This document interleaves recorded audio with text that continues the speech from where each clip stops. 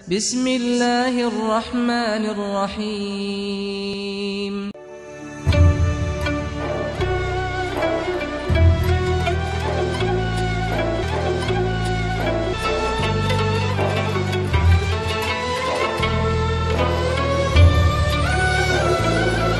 اعوذ باللہ السمیع العلیم من الشیطان اللعین الرجیم۔ بسم اللہ الرحمن الرحیم۔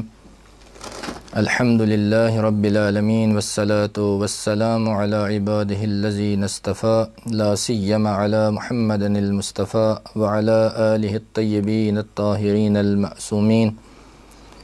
الذین اذهب اللہ عنہم الرجس وطہرہم تطہیرا۔ اللہم صل علی محمد وآل محمد۔ حاضرین گرامی، آج ہمارا درس کا پہلا سلسلہ ماہ رمضان المبارک کے حوالے سے، قرآن مجید کی تفسیر کے حوالے سے، جس طرح کہ ماہ رمضان کی بہت ساری عظمتیں ہیں، بہت ساری شان ہے، بہت ساری منزلت و مقام ہے، اس کے ساتھ ساتھ جو سب سے بڑی فضیلت، جو سب سے بڑی نعمت اور سب سے بڑی رحمت اس مہینے میں حاصل ہوئی، وہ قرآن پاک کی صورت میں ہے۔ کلام الہی کا نازل ہونا، شب قدر کا اس مہینے میں قرار پانا، یہ ماہ رمضان کی برکتوں، رحمتوں اور اللہ تعالیٰ کے انعامات میں سے ایک بہترین انعام ہے۔ لیکن مقصد اور ہدف یہی ہے کہ ہم اس کلام الہی کو سمجھیں، اپنی زندگیوں میں اس کو لاگو کریں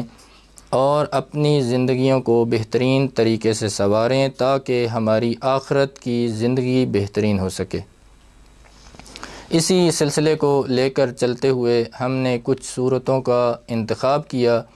کہ جس کو ہم انشاءاللہ اس ماہ مبارک رمضان میں آپ کی خدمت میں پیش کریں گے، اور اس کی مختصر ترجمہ اور تشریحات بھی آپ کے سامنے ان آیات کی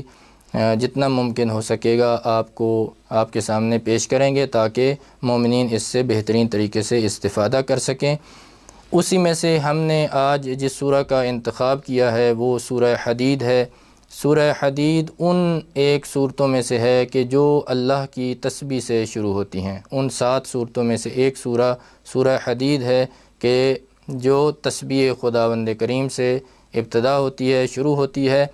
اسی طرح باقی وہ 6 صورتیں بھی اسی طرح ہیں کہ جو تسبیح خدا سے شروع ہوتی ہیں، اور ان صورتوں کو ملا کر مسبحات کا نام دیا گیا ہے۔ قرآن کریم کے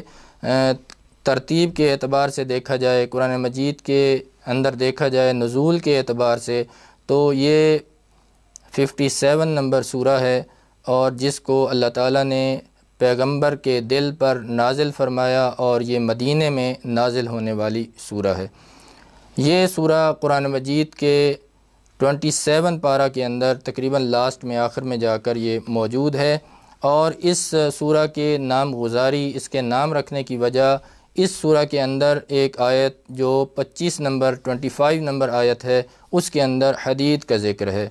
حدید کیا ہے، حدید کیوں نازل کیا گیا، انشاءاللہ اس کی ڈیٹیل خود آیت کی تشریح کے اندر موجود ہے جو بعد میں آ جائے گی۔ اور اگر اس سورہ کو نزول کے اعتبار سے دیکھا جائے تو 94 نمبر سورہ ہے، اور موجودہ ترتیب سے دیکھا جائے تو یہ 57 نمبر سورہ بنتا ہے۔ اور خود اس سورہ کے اندر جو اللہ تعالیٰ نے بہترین طریقے سے اپنی صفات کو بیان کیا، یعنی اگر ہم اس سورہ کے تعارف کو دیکھیں تو خود اس سورہ کا تعارف بھی اللہ تعالیٰ کی توحید، اللہ تعالیٰ کی صفات اور ان کے ذریعے سے ہوتا ہے۔ خود یہ سورہ جو ہے وہ خود بابرکت ترین سورہ ہے۔ اس کے فضائل میں بہت ساری چیزیں نقل ہوئی ہیں، جس میں سے ایک روایت پیغمبر خدا سے یوں نقل ہوئی ہے کہ اگر کوئی اس سورہ کو پڑھتا ہے اور بامعرفت طریقے سے اس کی تلاوت کرتا رہتا ہے تو یہ سورہ جہنم کی آگ سے ڈھال ہے۔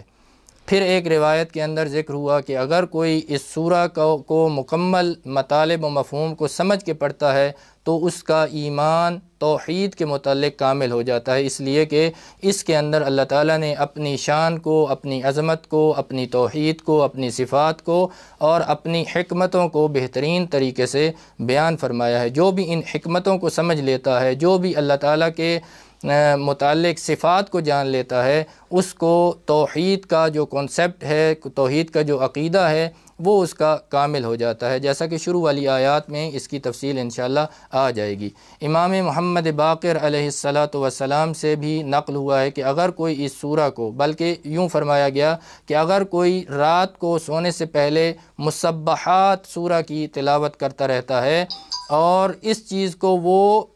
لگاتار یعنی اپنی روٹین کے اندر وہ لے آتا ہے اس چیز کو، تو ایسی صورت میں اس کو خداوند کریم دنیا کے اندر اپنے وقت کے امام کی زیارت عطا کرتا ہے، اور اگر وہ بغیر زیارت کے اس دنیا سے چلا جائے گا تو پھر اس کے اجر و ثواب کے بدلے میں اللہ تعالیٰ قیامت کے دن اس کو رسول اللہ کا ہمسایہ قرار دے گا۔ یعنی دونوں فضیلتوں میں سے کوئی ایک فضیلت حاصل ہوگی، لیکن شرط یہ ہے کہ اگر وہ لگاتار یعنی دائمی طور پر جب رات کو سونے لگے تو مسبحات صورتوں کی تلاوت کرتا چلا جائے تو انشاءاللہ یہ والی فضیلت اس کو حاصل ہو سکتی ہے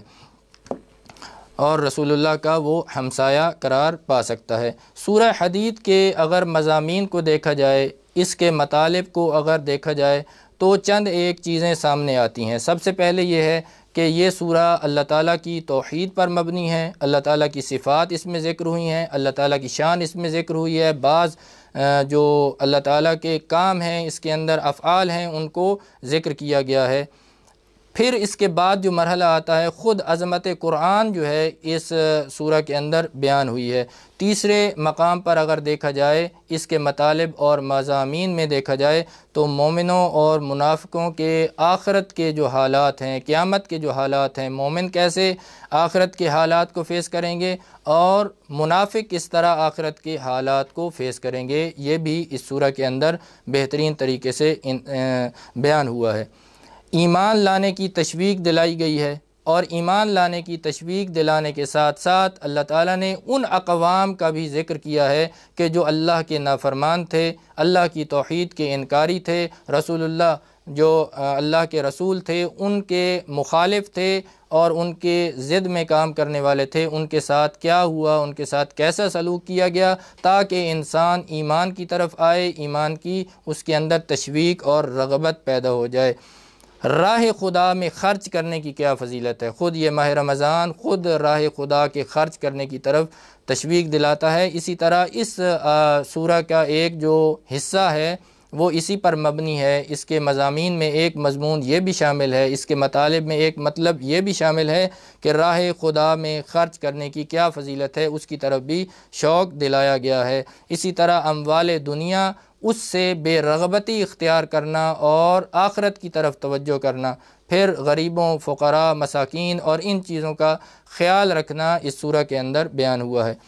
سب سے بڑھ کر جو آخری مطلب اس کے اندر بیان ہوا ہے وہ اجتماعی حقوق کی بات کی گئی ہے، جو آج کل کے معاشرے کے لیے انتہائی ضروری ہے کہ ہم کس طرح اجتماعی طور پر عدالت کو قائم کریں، کس طرح اجتماعی طور پر ہم ایک خاندان کے اندر یا اپنے ہمسایوں کے اندر یا مومنین کے اندر جہاں پر ہماری اجتماعی زندگی کا تعلق ہے، کس طرح ہم عدالت کو رعایت کر سکتے ہیں، وہ اجتماعی حقوق ہم کس طرح بیان کر سکتے ہیں۔ اور آخر میں ایک مطلب اور جو اس کا ذکر ہوا ہے وہ رہبانیت کے متعلق ہے۔ اللہ تعالیٰ نے رہبانیت سے منع فرمایا ہے، یوں نہیں ہے کہ انسان دنیا کی زندگی سے بے رغبت ہو کر فقط آخرت کے پیچھے چلا جائے اور پھر اپنے سارے حقوق کو ترک کر دے۔ خداوند کریم نے اس قسم کا کوئی حکم نہیں دیا بلکہ اس کی نفی فرمائی گئی ہے۔ اور مفسر بزرگ، بہت بڑے مفسر علامہ طباطبائی کہتے ہیں کہ اس سورہ کے اہداف میں سے سب سے بہترین ہدف، سب سے اعلیٰ ترین ہدف انفاق فی سبیل اللہ کی طرف رغبت دلانا ہے۔ اللہ کی راہ میں خرچ کرنے کا کیا فضیلت ہے اور کیا اس کو فائدہ حاصل ہوگا، انشاءاللہ اس کی ڈیٹیل اگلی قسط میں اور اگلے انشاءاللہ پروگرام میں بیان ہوگی۔ اللہم صلی علی محمد و آل محمد وعجل فرجہم۔